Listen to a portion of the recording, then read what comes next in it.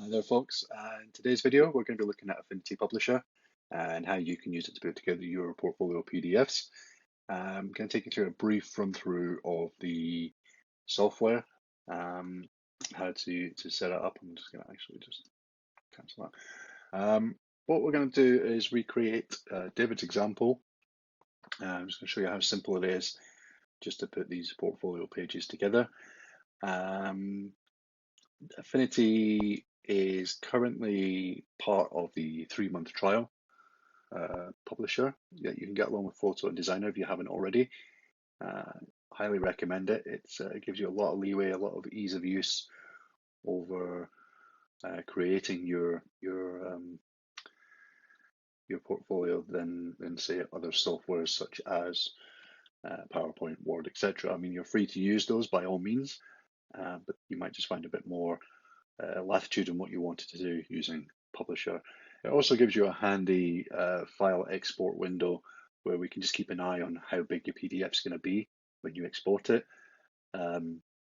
because we will be submitting through alternative means, and I know there's file cap limits, but we'll tell you more about that. But there's limits that we'll have to keep the files underneath for submitting, so I will take you through that. So we're going to look at creating this front cover that David did. I'm not saying I'm going to be able to replicate it exactly as he did, but I'm going to do my best to get it as close to as possible. And then we'll look at doing one of the portfolio pages and one of these text pages as well, where you can pull quotes, etc. Okay, so I'm going to do a couple of these pages, but then I'm going to come back to this one to show you what the final export and render would look like when you finished your portfolio and you have the right amount of pages and images to do. So starting off in Publisher, I'm just going to go to File. I'm going to create New. I'm going to select the A4 setting. Image placement policy, I'm going to prefer embedded just to keep things simple. There's only a handful of images we're using, so I'm going to prefer embedded. I have facing pages ticked and arranged horizontally, starting on the right with the front cover. Color format, I'm just going to keep it RGB8 to keep the file size legible. In terms of margins, I've included a margin, but I've set these down to 5mm on inner, outer, and top, and 10mm on the bottom. And if I click Create, the margins are this blue line around the page here. And what that allows me to do is just to have a handy little guide where I'm not placing things like text or anything of importance too close to the edges of the page, to the bottom or to the top. If we were looking to get this printed, these margins would be slightly bigger on the page. In fact, it would not allow us to put anything closer to the edge than that. Instead of 5mm, they might be 20mm or 15mm, and that's so that we don't lose anything when the paper's cut. But we're working digitally, and we'll be viewing your portfolios on the screen. So we're just going to give ourselves a 5 and 10mm margin just to keep things nicely away from the edges, so you're not putting anything too close to the edge where we can't read it. So looking at the software, it's fairly straightforward, fairly intuitive. I am a big fan of this publisher, more so than things like Adobe InDesign or other page layouts. I just find it a lot more intuitive and easy to use. There's a lot of drag and drop capability, and what I suggest you do is you have things like your photographic review text already written out in Word or something like that, that you have your images all prepped and ready in a folder like mine are over here, so that I can just literally drag and drop and then place text on. And we'll go through some of these tools as we go. It's not going to be too in-depth because we do a lot more of this software in the next module, Biological Photography and Imaging 2, that you would take in the third year. So we're just going to jump right in, and I'm going to try initially just to mock up this cover. I know covers, this one was done in a graphic design program such as Photo, just because again there's things that you might have more control over, etc. But I'm going to try and recreate it now just to give you an idea of creating covers and the different types of pages that you might want to do and just walk you through that. I have all my images ready on the right hand side. Well, I have David's images ready on the right hand side. I've taken a screenshot of the technical data because I couldn't extract whatever image was used. And I went onto Moodle and I've downloaded the logos, the PNG versions of the logos. PNG means that the background is transparent. So no matter where we put it, there's no white background on there. And that is on the Moodle page, and it's under Biological Photography and Imaging 1, Class Resources, and the Logos folder. And I've just downloaded this folder here. There's also the handy University of Nottingham logo guidance PDF. And having had to do something very corporate for the course in terms of designing up the exhibition boards, I can tell you I had to study that thing, and they hold you to it. Every single millimeter of logo space, they hold you to it. So yeah, it was good practice. But anyway, I digress. So, got my, first thing I'm going to do is I'm going to throw down my cover image, and I'm just going to rescale this to fit towards the page.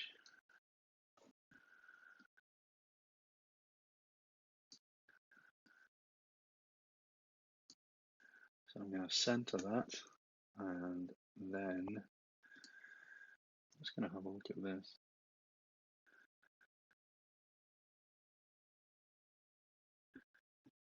So I'm just going to bring this out to the width of the page, move this up slightly.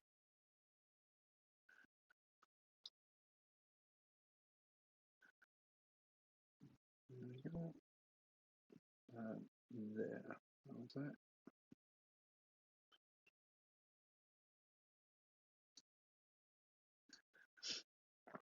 Okay, so there's my background image. I've got lots of leading lines, diagonals going on, and now I'm going to start placing things like my text.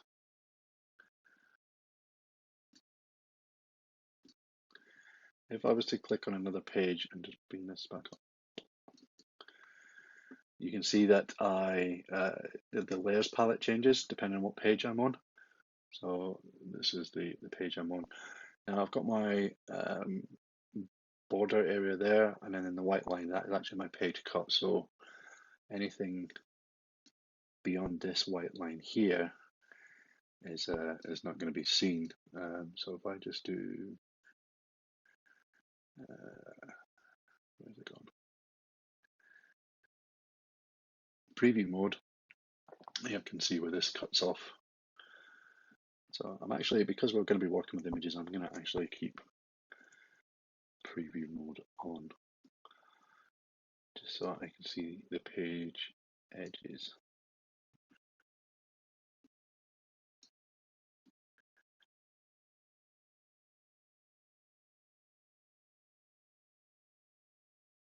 That's it. It's not going to be quite exact as David's, but you'll get the general gist of it. So I've kept preview mode on, basically, so I turn this off, I can see sort of bleed areas, etc. And I'm going to keep that on just so it keeps everything confined to my page layout at the moment. I'll switch that on and off so that I can see where I'm laying my different text. Now, I've got my background image on there. Now I'm just going to start laying out various tools, various parts, components of the top of the image. So first thing I'm going to do is I'm going to draw my little banner box for my title. You can see there that that has been filled in white. It's got a black outline, so it hasn't actually got a black outline at the minute because the line's turned off. But I want that to be sort of greyish. Actually, what I'm going to do is I'm going to select brown. Actually, won't let me do that. I don't really want to just start the video over again to do that. Just do that by eye. So the key thing is, as you've just seen me make the mistake there, is that you have to make sure that whatever element you want to change or do changes to is actually selected, so that it's got this blue line and it's highlighted, because otherwise you're just changing random things. So kind of brown color there. I've got this highlighted again, and what I'm going to do is I'm going to take my opacity down slightly, so it's not just too thick. And I'm just going to stretch this over the edges to make sure that it does fill the screen. Move this image a bit. There we go. Okay, so like I said, I'm just building up parts of the cover. I'm not going to get it exactly as David's was. I'm then going to take the Art text tool. I don't want to create a text box, I want to create more of a title, and I'll put the title in Urban Photography. Now this gives me a box that I can select, and again, like any other desktop software, we can change the text, we can change the size. So I reckon 55 will be fine now. I'm just going to go back in, and using my arrow keys, I'm just going to do some very small, slight placements there.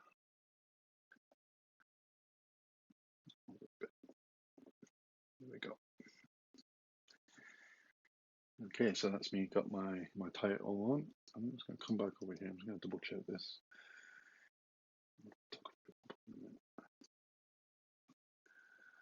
Bring this back over a little bit more.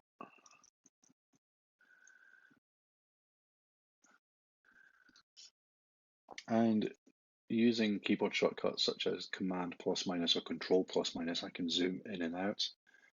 And this time I'm just going to draw a little text box and type in the words photography album, or you could put portfolio, whatever you want here. I'm going to centrally justify that, and again put this in white. Now I'm using the color wheel there. If you want, you can use swatches, and you can have your recent colors, and you can just see various things by the swatch color rather than working out this wheel. Okay, so it's photography album.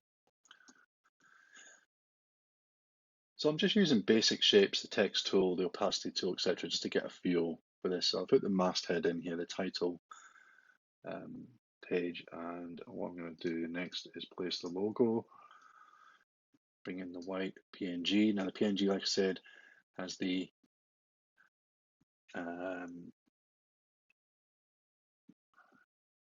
transparent background, and I'm just going to place this up here, just in line.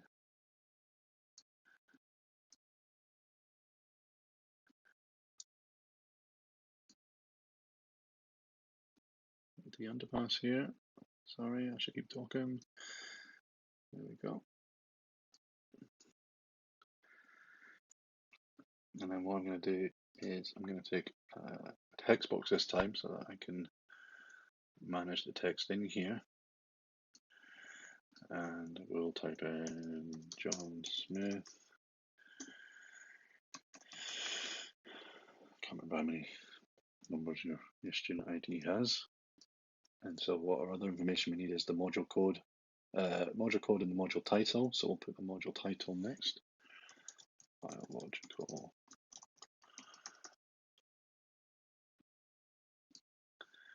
Helps if you're typing on the right software. Just always check that. I'm terrible for it.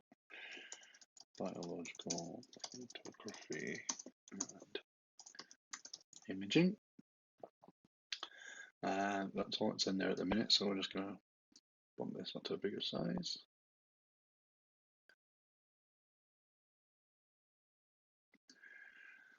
And again, I'm just going to place this here. Now, I haven't been extremely bold or creative with the font choices there.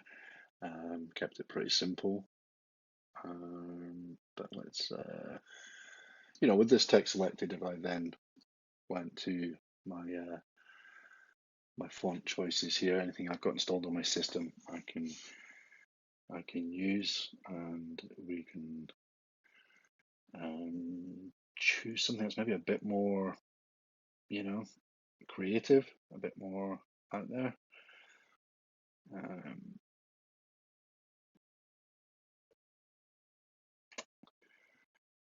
Well, I could be here all day choosing fonts. I'm just going to go for something random that I say random. I'm still sitting here choosing. But I'm a big fan of how we're doing now. There we go.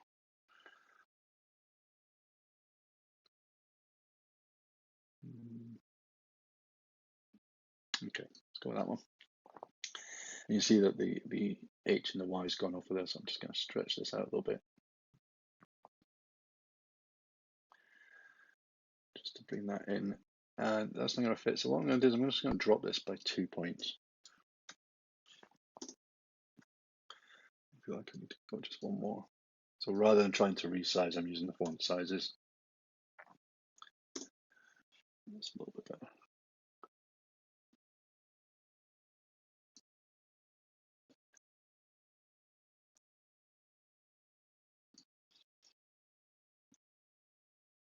Go back to my arrow. I'm just going to move this gently over so the white text is underneath there. And our next text box, and draw over here. I'll put David's name in as module convener. Whatever you do, don't put mine. And I'm just going to place that down here.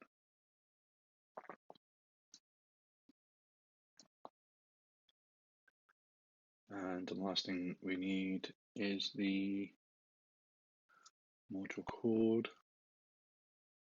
So let's put that. I say not quite the same as David's version, just doing things a little bit differently. But just showing you basically the tools that you can use. So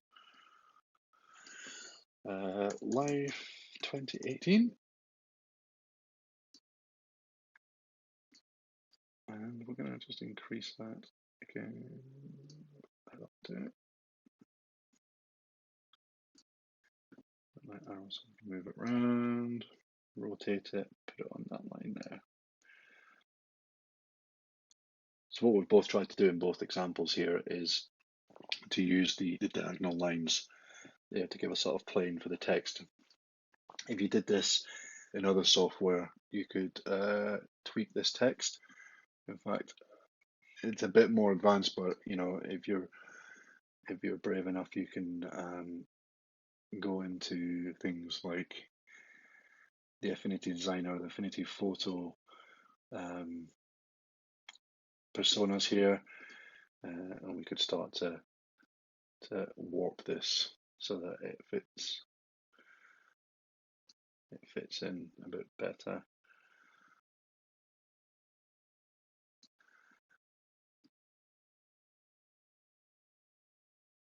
A bit like a perspective tool. Again, one of the nice things about the Affinity, you've got all three softwares. I'm not really feeling that. I'll leave it like that now. But if you've got all three softwares in there, you can access some of the other tools. Whereas in Photoshop or Adobe and other things, you'd have to save the file, come out, retweak one part of it, then bring it back in, etc. Whereas in Affinity, you can just do it all here in the one workspace. Okay, so that's not looking too bad. I mean, I could do something a bit more with that plane there, but I'm not too worried about it just now. We've got our front cover. So the next thing we're going to do is look at building up one of our pages, and I forgot which one was the next one. What was the next? What was the first page? Leading lines. Leading lines, rough C. Okay, so let's have a bash at this. Leading lines, rough C. And I'm going to click onto that. I want the images embedded.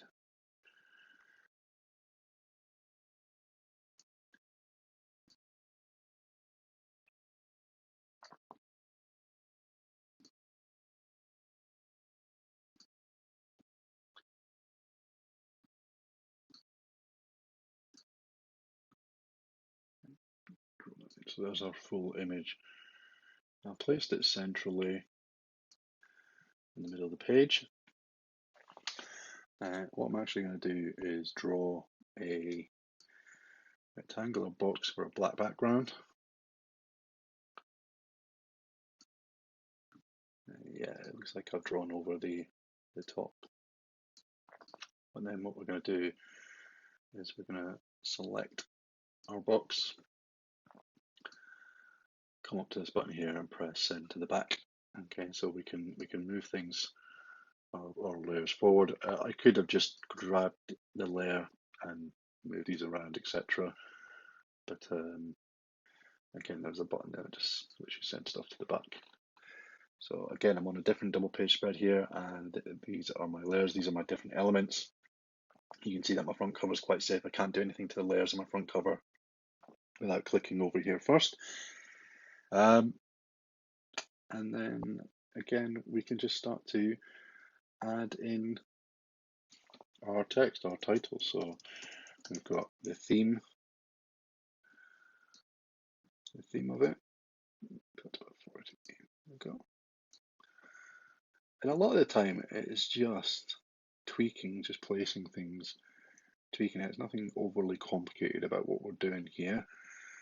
I'll put another title down here. And because I have my magnet tool selected here, you can see that when I'm moving things, it clicks on to a sort of magnet type. Does anything just increase that because it's a little bit bigger. If I come to the move tool here and I start to move this around, it's starting to snap and line up with the things above. So it's a nice way of just getting some symmetry into your work and feeling like things are balanced. I've got my technical data there. Put it over this side. What else was on here? Camera and the lens. So again, I could use text boxes or text, or the text art. I just usually the first thing. This was a Fuji thing.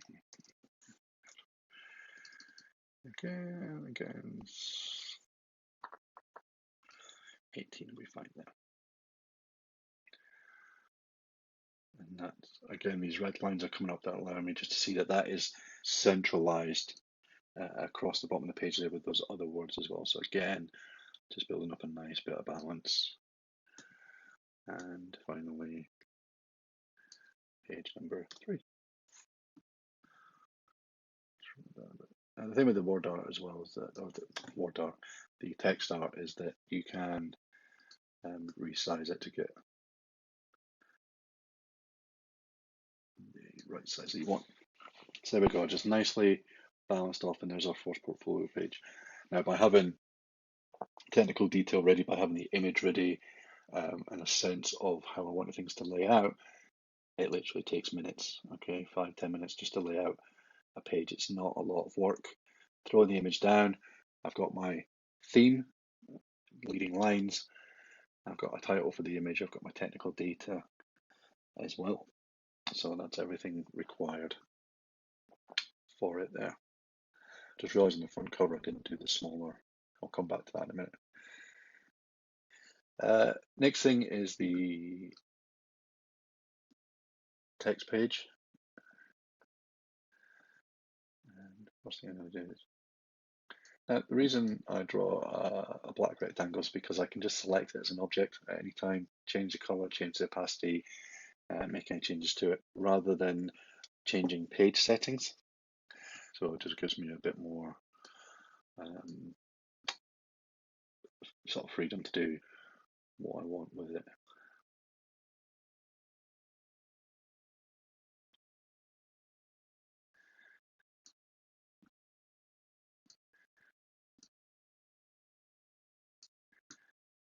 And what I'm going to do is I'm just going to draw another box here.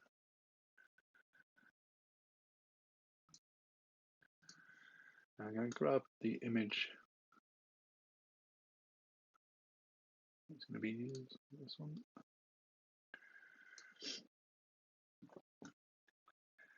Now, if we were doing this for print, I would not necessarily do this as input the image smack bang in the middle, because that central line there would be a gutter to that. So as the page is printed, it'd be folds into the magazine, to the spine. So we'd lose some of this detail here in the gutter of the magazine. It's just not quite. It's always best just to come a little bit over the, just a tiny little bit over the edges, just to make sure that your image is going edge to edge. So this is my photography review. So I'm just going to put the title here.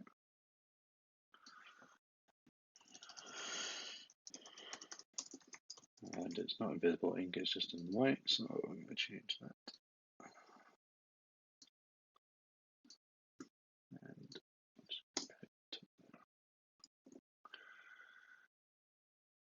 And this time I'm going to use a text box.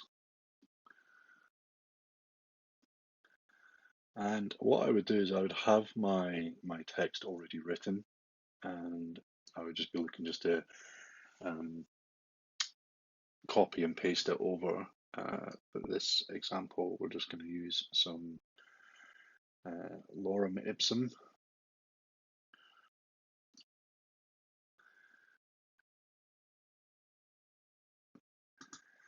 I always forget where we find this text. Insert filler text. And change it to black. There we go. Right, so I'm just changing some filler text. Now, this has got this part laid out here now. I want to put some more text on the other side. Now, if I just copied and pasted everything that I'd written into that, it would disappear off the bottom. You'd feel like it was cut off, but it's not. What we can do is we can draw another text box, and we can actually link the two. So if I click on this arrow here and link it to this one, it would automatically feed it in. And then no matter what I do with changing the text boxes there, the text automatically moves.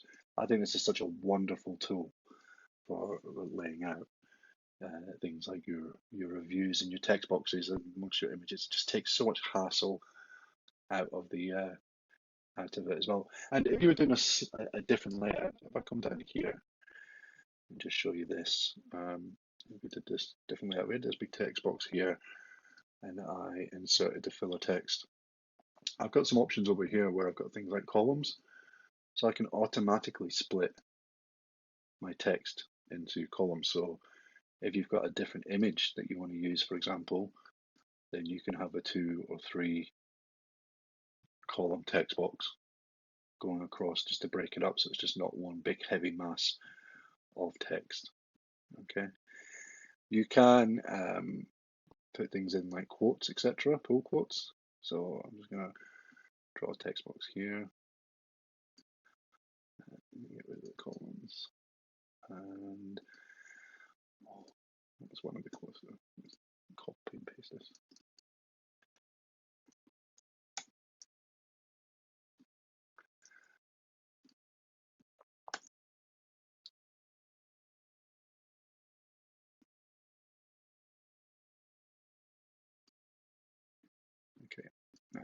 I take that and I drag that over one of my text boxes and then click on the wrapping, then I've clicked on that circle for the wrap options. You can see here that it is automatically wrapping my text around. And if I was to then move the box, or actually move the text box, then you can see that it moves whichever one I check. So wherever I place it, it moves the text slightly. Now I'm just going to look at the wrapping options here. You can say from the bottom here, we've got this text looks a bit too close. I can put it up to 2 mil. It just gives some breathing room around my text. Too many people, when they do this, have the text coming right up to the full quote. Okay, so give it breathing room between the two. Okay, so there is the text page done. Some options there on what you can do with your text boxes as well for your 700 words. Go back to the front cover. If I want to add some more images to this, to add to do the little like content thing, all I'm going to do is drag and drop this in and resize it. And what I could do actually as well, let's have it put up.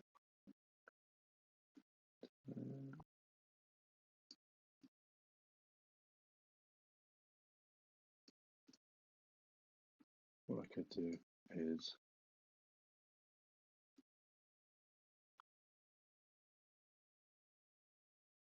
do a little snap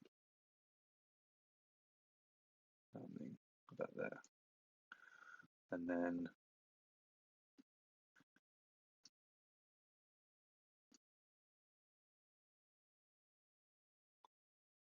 that will just drop in there. So I'm just drawing one text box. I mean, what you can do is you can draw one rectangle and copy this frame holder, etc.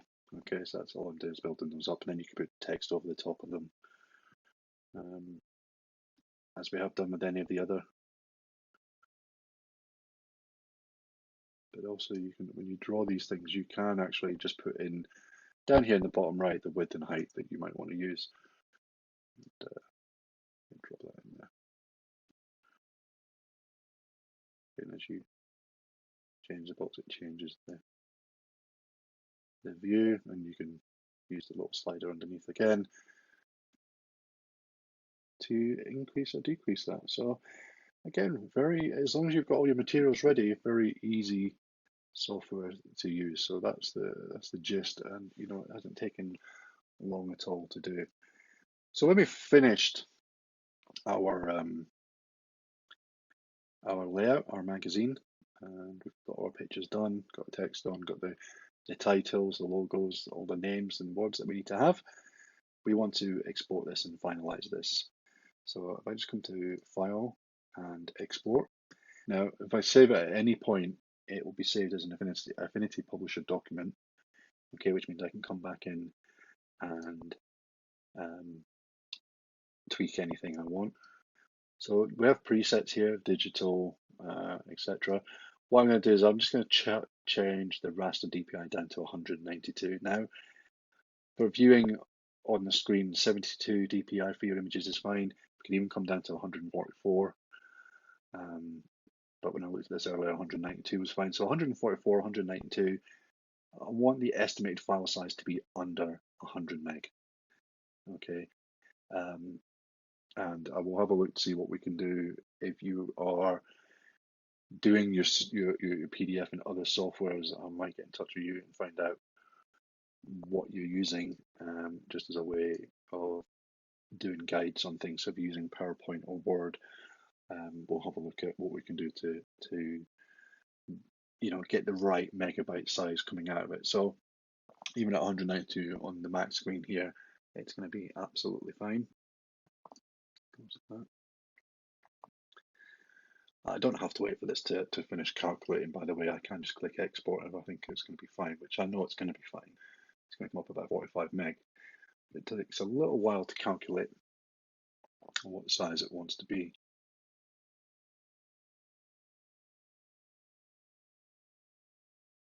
.5652 megabytes. That's great. That's no problem at all for our hand in. So I'm going to export that. And remember to name this appropriately, as David's asked.